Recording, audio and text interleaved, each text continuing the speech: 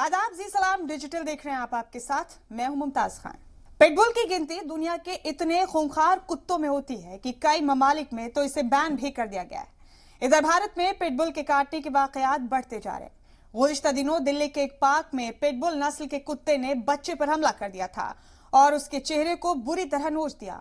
बच्चे को करीब 150 टाके लगे। इससे कबल यूपी की राजधानी लखनऊ में पिटबुल डॉग ने अपनी ही मालकिन को मौत के घाट उतार दिया था। इधर मेरठ में इस नस्ल के कुत्ते ने सलीम नाम के एक नाबालिग पर हमला किया। मकामी लोगों को कुत्ते के जबड़े से सलीम को छुड़ाने में पेचकस का इस्तेमाल करना पड़ा। आपको बता दें कि पिटबुल के जबड़ों में गजब की ताकत होती है। माना जाता है कि जिस जगह पर वो वार करता है वहां की हड्डियां तक चकनाचूर हो जाती हैं। पिटबुल में 235 PSI की काटने की ताकत होती है। इसीलिए पिटबुल 40 से ज्यादा ममालिक में बैन है, जिसमें Brazil, Denmark, Finland, Germany, Belgium, England, Norway, France, Poland, चीन, जापान और न्यूजीलैंड जैसे ममालिक शामिल हैं। WHO की रिपोर्ट के मुताबिक दुनिया में सबसे ज्यादा रेबीज से मौत भारत में होती है।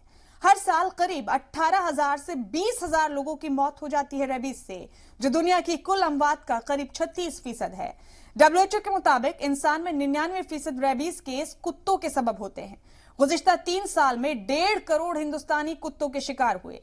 इस साल 7 महीने में ही 14.5 लाख लोगों को कुत्तों ने काटा। जहां तक कुत्तों से जख्मी और मौत होने पर किसी तरह के मुआवजा मिलने की तजवीज की बात है, तो फिलहाल मरकज की सतह पर ऐसा कोई कानून नहीं है। मुल्क में सिर्फ केरल एक ऐसी रियासत है जहां मुआवजा तय करने के लिए कमेटी तश्कील हुई थी। यहां यह जानना जरूरी है कि पिटबुल ही नहीं, कई और कुत्ते भी लोगों को अपना शिकार बनाते रहे, क्योंकि सिर्फ पिटबुल ही नहीं, कुछ और डॉग ब्रीड्स भी बेहद खतरनाक हैं।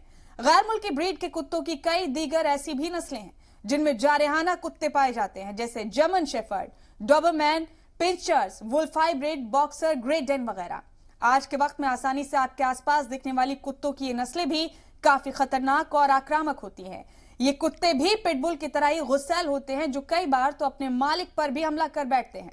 आजकल पेट फ्रेंडली लोग इन्हें अपने घरों में रखने को स्टेटस सिंबल की तरह देखते हैं और अच्छी कीमत देखकर भी खरीदते हैं। तो ऐसी तमाम अहम खबरों के लिए आप जुड़े रहें जी सलाम डिजिटल के साथ।